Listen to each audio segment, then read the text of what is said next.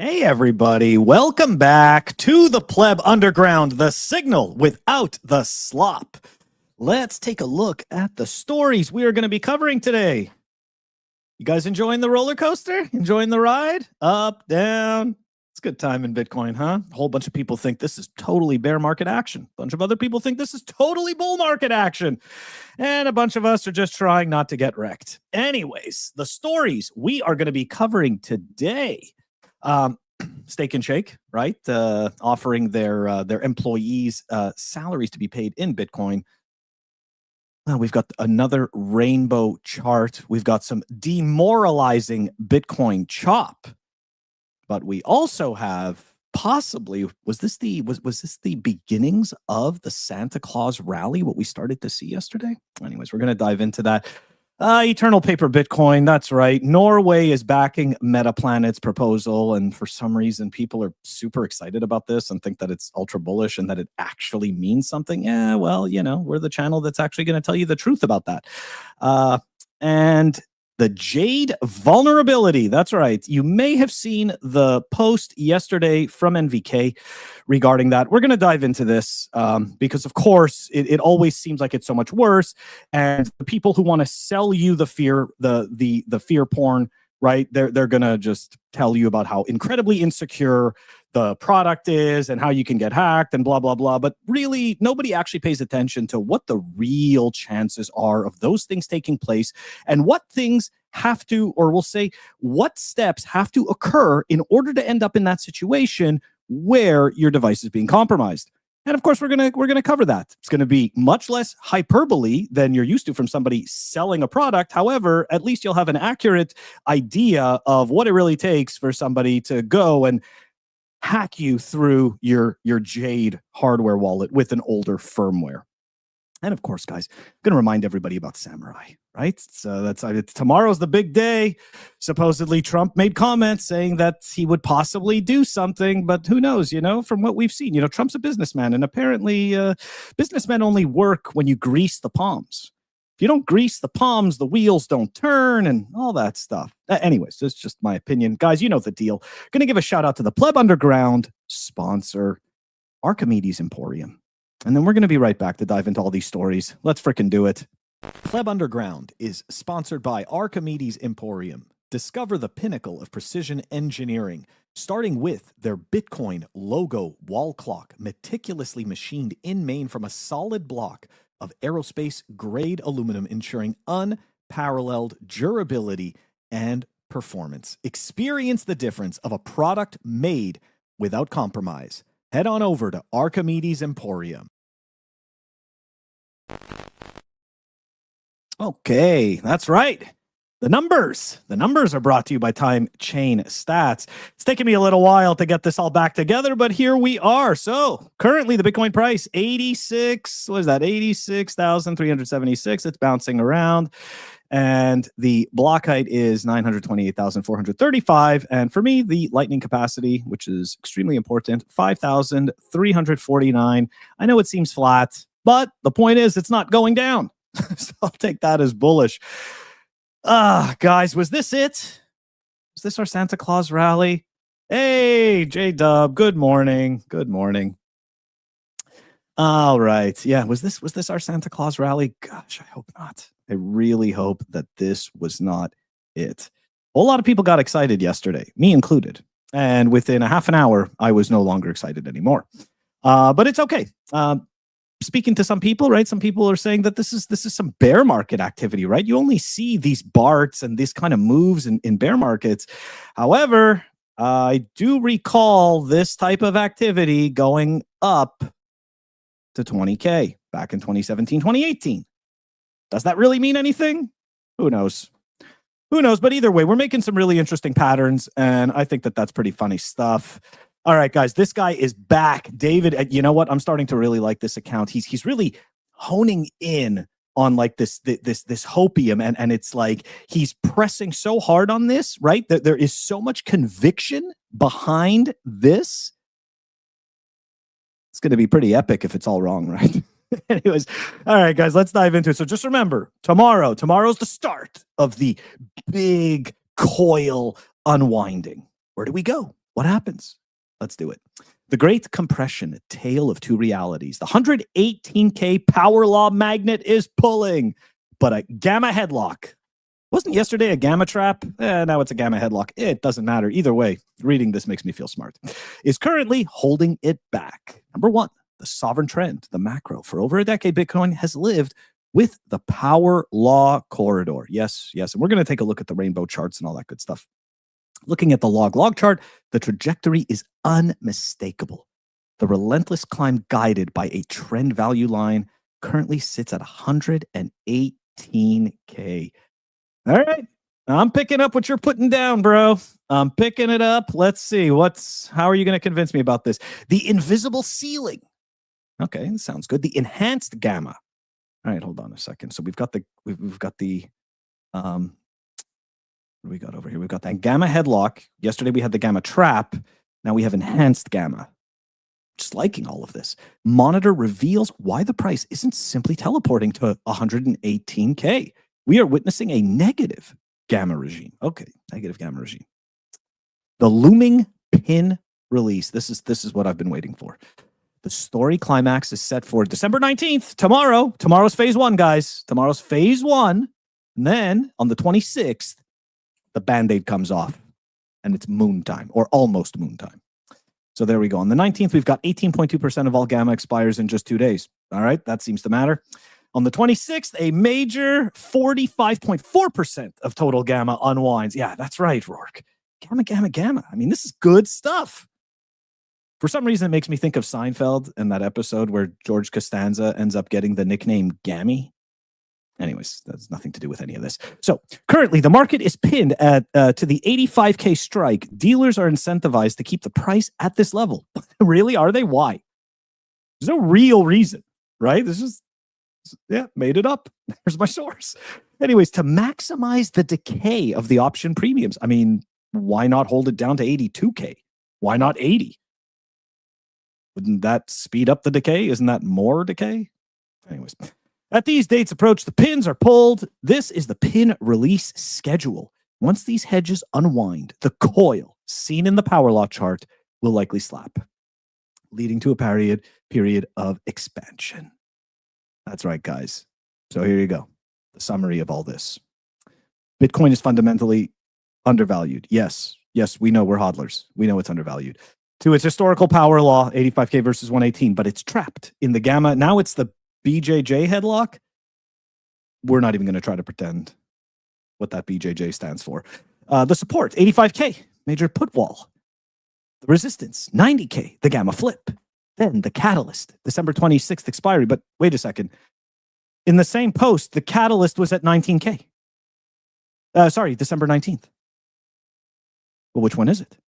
Is it December 19th or is it December 26th? On December 26th, it's the options that expire. Okay, that's what it is. All right, anyways, moving on. I don't know, guys. I don't know what to tell you. All of that sounds great. All of that is just the carrot on the end of the stick. We're going to start to see if what this gentleman is talking about actually plays out tomorrow, or at least starts to play out. We could start with that. Yeah, I think it is power slop. I think it's power. It's gamma power slop. Okay, in a trap. Maybe that's what it is. Hey, good afternoon, Verhoofty Flooften. Yeah, Gen X, I love when traders say Bitcoin isn't behaving correct. It's the best. It's manipulation, right? When Bitcoin's price doesn't go up the way like you as an individual think, it's manipulation. When it goes down and you don't need it to go down, it's also manipulation. It's always manipulation. Okay? Let's just suppose that has more to do with our psychology than the actual price points, right? Because when things are good, they're never as good as they seem. And when they're bad, they never seem like they're going to get good again. So it's just a matter of our perception. Okay, guys, the Steak and Shake news. I appreciate this. Steak and Shake announces it's going to give employees of its 400 plus locations the option to be paid salary in Bitcoin. Oh, hold on a second before we get to that. Father Christmas sleigh runs on power. Hey, dude, we need the power slop. Come on. Need it. Need it for the hopium, especially for Christmas. You're going to see family and stuff like that. Wouldn't you love to just throw it in their face? Like this thing freaking pumped. Yeah. Anyways, all right, back to the Steak and Shake stuff. That's not how Bitcoin works, though.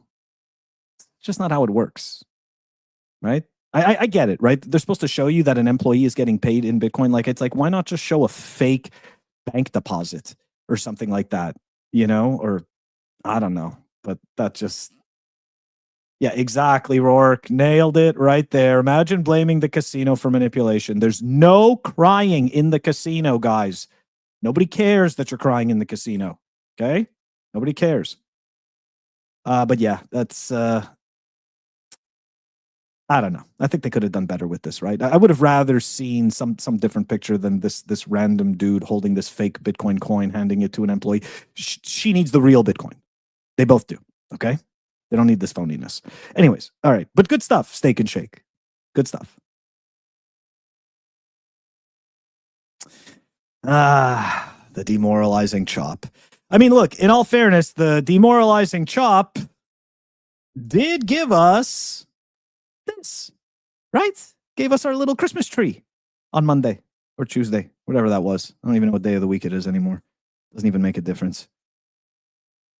It really doesn't. But yeah, guys, just zoom out. The demoralizing chop, all this is just, if you are stacking, right, and you are hodling Bitcoin to store your value into the future, and you're not just doing this to trade for the next few months, or the next few weeks, or whatever nonsense you've told yourself, then every single dip is just an opportunity to increase your stack. It's really that simple.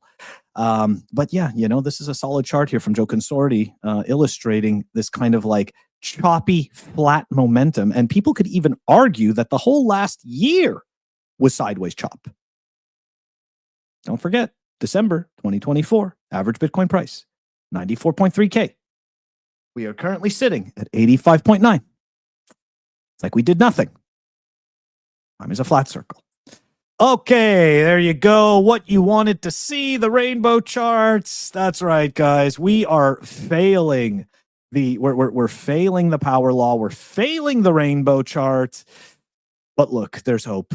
The rainbow chart predicts 150 to 440 in 2026. Okay, so there we go. We're getting another confirmation that the cycle is not over. The 4-year nonsense is maybe not intact. I appreciate the colors and the hopium. Hey, what's happening? What's happening, Bitcoin Beacon? Oh, wait, I'm going to 3D print some Bitcoin. Yeah, exactly, right? Trade them for some burgers and fries. Why not? Why not? Yeah, I don't know. I feel like they could have done way better with that picture, right? Like it's an employee getting paid. Like it's like, wouldn't you want to see the sats, or at the very least, like show the increase in how much Bitcoin has gone up since they got their paycheck, so that it actually shows that they're storing their value. I don't know, just something better than fake Bitcoin gold. Like it's just Okay, I'm sorry, guys. Sorry. Yes, I'm a complainer. Anyway, so yeah, there you go, guys. 440. Hey, Merry Christmas. Next week. Super excited. Gonna watch all the movies. Christmas Story, National Lampoons, Christmas Vacation. It's a toss-up with Home Alone, because I'm a Gen Xer. Home Alone came out at like that perfect time when I was a kid, and it's like it's one of those movies that I saw 50 million times, but I don't know. I'm also a fan of the original Christmas Carol, right? Where rich people have to be spooked into being generous. I appreciate that very much. I think there's more to that story than that, though. Anyways, we're not going to get into that. It's a whole lot of philosophy going on over there, and stuff about many lives. And yeah, that's right. A Christmas Carol is a deep, deep movie. Okay, maybe one day we'll get into it. Okay. So the Metaplanet stuff that for some reason everybody's super excited about. I shouldn't say everybody, but like, of course, the mainstream media outlets, right, are touting that this is like some great thing. So Norway's sovereign wealth fund just backed all the Bitcoin treasury company Metaplanet's proposals, right? And they hold, what is that, 0.3% of the company as of June 30th, right? And they back all 5 of their proposals. So I'm old and I'm blind, so let's take a look at what these proposals are. All right, so resolution, let's see, resolution in the amount of capital stock and capital reverse. The issuance quota for Class A and Class B shares. Amendments to Class A shares, Mars. Changes to Class B shares, Mercury. Approval for the issuance of Class B shares through third-party allotment. Okay, so let's start off right away with the reduction in the amount of capital stock and capital reserve. Okay, so how do they do that, right? How do they get rid of stock? Well, one way that they can do that is they can buy back their shares, right? Which lowers the float. That is something that they can do. Now, that would reward the shareholders. Okay? That would be the right thing to do in order to reward your shareholders. But another thing that they can do, I know people don't want to hear it, but they can do a reverse split, right? They can also do that. I got to tell you guys, the fact that these businesses do not have any real operating income, that's what scares the shit out of me. Plain and simple, right? I get that all of these businesses and some really intelligent people in Bitcoin just keep repeating the same things, like accretive dilution and all of this stuff. And, what is that? The digital credit and all of this nonsense that Bitcoin is the hurdle rate. Guys, none of this actually changes the fact that these businesses don't make enough money to keep the lights on without issuing debt or shares. Okay? Sorry. The other thing is this.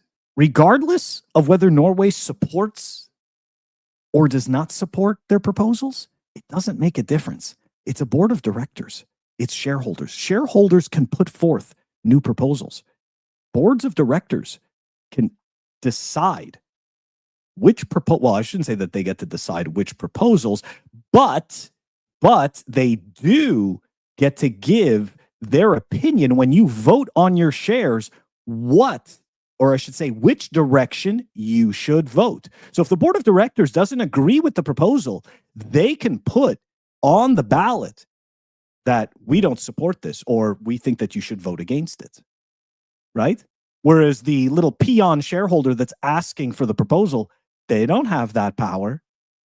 Anyways, TLDR, it's just, this is a giant nothing burger. And I know that people are, for whatever reason, are pumping this up as like something meaningful. It doesn't mean anything.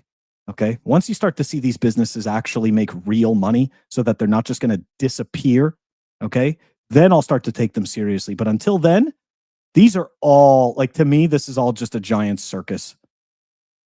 Okay, let's dive into the Jade wallet stuff. Of course, right? NVK, the creator of Cold Card, he's always happy to do this. Upgrade your Jade now. Extremely bad vulnerability. Oh, it's so bad. It's so bad. Let's dive into it, guys. 2 weeks ago, we notified users about a vulnerability on select versions of Jade firmware. This issue is now fully resolved in the latest firmware update. So, an exploit related to this vulnerability must be initiated by the malware on the host device communicating with the Jade. This could potentially take the form of a fake wallet application or an external malware package installed with some other untrusted software or by a security bypass in your operating environment, meaning your operating system. Now, just to be clear, not a single person has been affected by this vulnerability. Just putting that out there. There's not a single person, or let me rephrase that. Not a single person has reported to Blockstream, or anybody for that matter, that they have been exploited through this. Okay? Just going to start with that. So let's dive into the details. Jade devices running firmware version 1024 to 1036 can be crashed by a malformed RPC request leading to a device reboot. Jade devices contain stack protection code that attempts to prevent overwriting of the stack, and triggering this code will cause the device to reboot. On firmware versions 1024 to 1035, a sophisticated attacker can potentially construct an RPC request that bypasses Jade's stack protection, leading to limited code execution. Version 1036 is not yet known to be vulnerable, but this can't be ruled out. Okay. So On firmware versions 1023, 1024, and 1035, a sophisticated attacker, this is where it gets interesting, can potentially construct an RPC request that bypasses Jade's stack protection, leading to a limited code execution. Version 1036 is not known to be vulnerable, but this can't be ruled out. If an attacker is able to execute a malicious request, they may change the running software until the device reboot. Additionally, they may potentially read and write the device's internal storage and send an RPC message to the host device. This means that the severity of any future exploit based on this vulnerability ranges from griefing the user by destroying stored data to potentially extracting the user's secret key and returning it via RPC reply message in the worst case scenario. So good on Blockstream for disclosing how bad it could be in the worst case scenario. So in one, this has already been fixed, and this is how they fixed it, right? Anti-rollback. They've enabled this feature. This is Blockstream that enabled this feature in light of the potential vulnerability on select old Jade firmware versions if paired to malicious third-party apps and platforms. The issue has been fully resolved, and they want to thank security research group Dark Navy Org for finding and responsibly disclosing the vulnerability to us. So they recommend keeping your firmware up to date. I mean, that's, no surprise there. Now, who is at risk, right? We have no reports of users being affected. All users who only pair their Jade with the Blockstream app, a Blockstream service, or a trusted third-party platform are safe.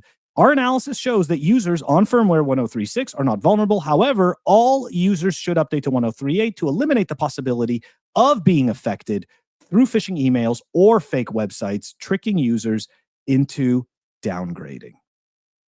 And of course, right, all you need to do is upgrade your firmware version to 1038. And that solves the issue. That's it. Okay. Now, let's talk about a little bit how difficult it is. So, first of all, anybody who actually uses Jade, the only other app I would ever see anybody using would be Sparrow, right? Like that, maybe Nunchuck, right? So Sparrow, Nunchuck, or the Blockstream app itself. So an attacker essentially has to get you to install a fake app in order to be able to make these calls, okay, to your actual signing device to extract the data, right? So already you have to be phished. Somebody either some friend sends you a bad link, or it's not really a friend, right? It's somebody who's spoofing that, or you, for whatever reason, got phished on a website to go and install some other package, right? Some piece of software that is mimicking the wallet. I mean, look, in all honesty, right? Like this is really not that big of a deal. And I know it sounds terrible, but 99% of the time, it's the user, right? You, me, we are the source of the issue. Okay. So we are the source of, or I should say, we are the weakest link, right? Something I've often referred to as the human factor. And that's what that is. It's like, it's the one piece in the chain that you don't know how it can fail.